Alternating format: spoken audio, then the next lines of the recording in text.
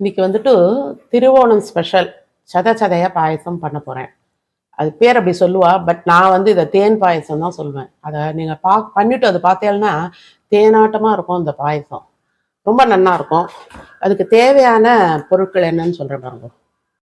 நான் இன்னைக்கு வந்து இந்த பாயசத்துக்கு வந்து ஜீரக சம்பா ரைஸ் எடுத்துன்னு இருக்கோம்.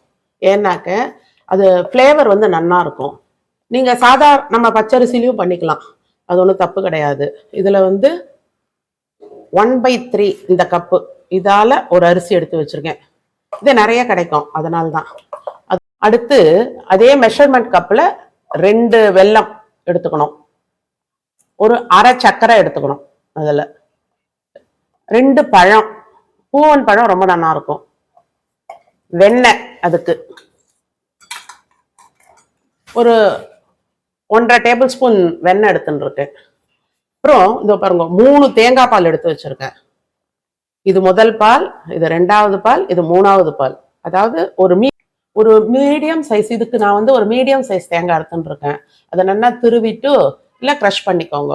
ஒரு இளஞ்சூடான தண்ணியை விட்டு மட்டை கொஞ்சம் விட்டு ஃபஸ்ட்டு பால் எடுத்துக்கோங்க, அது நல்லா ஸ்ட்ராங்காக இருக்கும். அதுக்கப்புறம் ஒரு 1/4 டம்ளர் தண்ணியை விட்டுட்டு மறுபடியும் அரைச்சி 2வது பால் எடுத்து தனியாக வச்சுக்கோங்க. அடுத்து கொஞ்சம் நல்லா 1/2 டம்ளர் தண்ணியை விட்டு மறுபடியும் அரைச்சி 3வது பாலையும் எடுத்து தனியாக எடுத்து வச்சுக்கணும். அதெல்லாம் நல்லா இந்த மாதிரி ஒரு வடிகட்டியில் வடிகட்டி எடுத்து வச்சுக்கோங்க. இப்போ பாருங்க எப்படி பண்ணுறேன்னு காட்டுறேன். இதோ அடுப்பை இதை பற்ற வச்சுன்ட்டு ஒரு கனமான குக்கர் கூட நீங்கள் வச்சுக்கலாம். நான் இன்னைக்கு இந்த இலுப்பு சட்டி வச்சுட்டு இருக்கேன், இது கனத்துன்னு இருக்கு. அதனால் இதை பாருங்க, அந்த ஜீரக சம்பா ரைஸை வந்து இதை நான் அடித்து வச்சுருக்கேன். இதை 1க்கு 3 தண்ணி விட்டு குக்கரில் வச்சு நல்லா மைய வேக வச்சு எடுத்துட்டுருங்க. சப்போஸ் சாதம் வடிக்கிறவாளாக இருந்தால் அதை வந்து அப்படியே பதமாக ஆறா மாதிரி கொஞ்சம் தண்ணியை குறைச்சிட்டு ஒன்றா அப்படியே கரெக்டாக ஆறா மாதிரி பார்த்துக்கோங்க. ஏன்னா அந்த கஞ்சி வடிச்சிட்டோம்னா அந்த ஃப்ளேவர்லாம் போயிடும், அதுக்காக தான் சொல்கிறேன். இப்போ இதில் இந்த வெல்லத்தை போட்டு இது மூழ்கிற அளவுக்கு ஜலத்தை விட்டால் போதும். அது கொஞ்ச நேரம் ஒரு 2-3 மினிட்ஸ் கரைஞ்சி அது டஸ்ட் இருந்தால் அதை ஃபில்டர் பண்ணிக்கோங்க. இப்போ இந்த வெல்லத்தை நான் வடிகட்டிடுறேன். இப்போ இந்த வடிகட்டின பாக இதுலேயே விட்டுடுறேன். நான் அலம்பிட்டு விட்டேன்.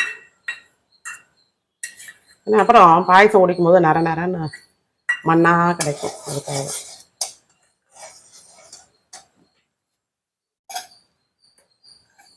இப்போ இந்த வடித்த சாதத்தை அதில் போட்டுருங்க.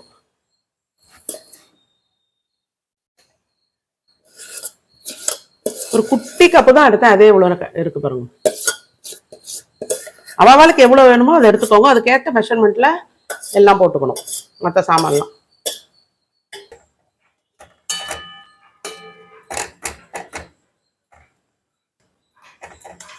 அப்படியே இந்த கரண்டியாலேயே அப்படியே பண்ணி விட்டா அதை நான் மடித்த அந்த சாதம் கட்டியாக இருந்தால் கூட அதெல்லாம் இதுவாகிடும், அரைஞ்சிடும். இப்போ இந்த 3வது பாலை ஃபஸ்ட்டு விடணும். இதில் தெரியலாம் தெரியாது, தைரியமாக விடலாம். இப்போ அதை நல்லா கொதிக்கணும், கொஞ்சம் சுண்டுற வரைக்கும் நல்லா கொதிக்கட்டும். மீடியம் ஃப்ளேமில் வச்சுக்கோங்க.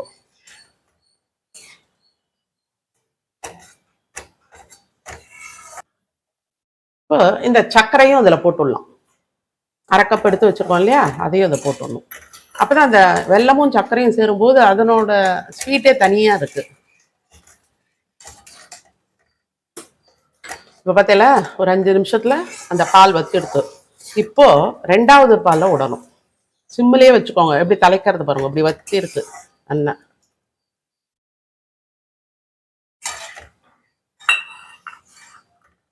ரெண்டாவது பாலை விட்டுட்டு என்ன பண்ணணும்னா இந்த பழத்தை உரிச்சு அதில் போடணும்.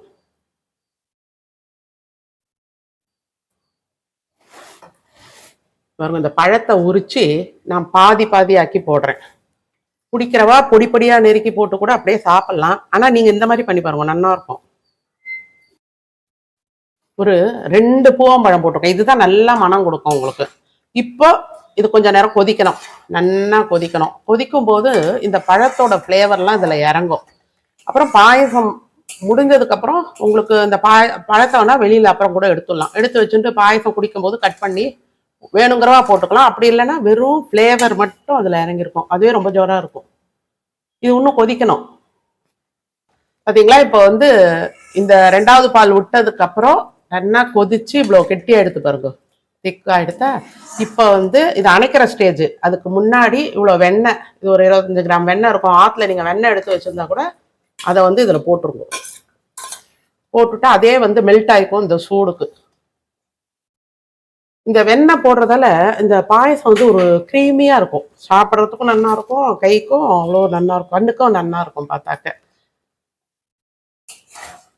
இது அப்படியே அந்த சூட்டில் கரைஞ்சிடும். இப்போ ஸ்டவ்வா அணைச்சிடணும்.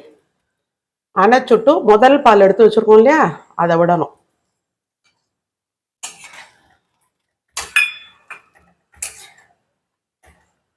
இந்த பாயசத்துக்கு வந்து ஏலக்காய் கிடையாது, நெய் கிடையாது, முந்திரி திராட்சை எதுவுமே வேணாம். இதுக்கு இந்த வெண்ணெயும் இந்த பழமும் தான் ஃப்ளேவர். இதில் இந்த சாப்பிட்ற வரைக்கும் இந்த பழம் இதுலேயே இருக்கட்டும். ஏன்னா அதனோட அந்த ஸ்மெல் வந்து இதில் நல்லா இறங்கிடும். இதை பாருங்க, நான் இந்த இந்த திக்னஸ் இதை வச்சுருக்கேன் நான். உங்களுக்கு இன்னும் திக்காக வேணும்னா இன்னும் கொஞ்சம் நேரம் சுட வச்சுட்டு அதுக்கப்புறம் தேங்காய் பாலை விட்டுக்கோங்க. அப்படி இல்லைனாக்கா இந்த கன்சிஸ்டன்சியே சரியாக இருக்கும் உங்களுக்கு. நேரம் ஆக ஆக சரியாயிடும். அவ்வளோதான். இந்த பாயசத்தை வந்து நான் இப்போ வேற பாத்திரத்துக்கு டிரான்ஸ்ஃபர் பண்ணிடுறேன். இந்த பாயசத்துக்கு அந்த ஸ்வீட் கரெக்டாக இருக்கும். இதை பண்ணி பார்த்துட்டு எப்படி இருக்குன்னு நீங்கள் கமெண்ட்டில் போடுங்க. நான் போடுற இந்த வீடியோஸ்லாம் உங்களுக்கு பிடிச்சிருந்தா லைக் பண்ணுங்க, ஃப்ரெண்ட்ஸ் அண்ட் ரிலேட்டிவ்ஸ்க்கு ஷேர் பண்ணுங்க, சப்ஸ்கிரைப் பண்ணாதவாழ்ல சப்ஸ்கிரைப் பண்ணுங்க. தேங்க்யூ.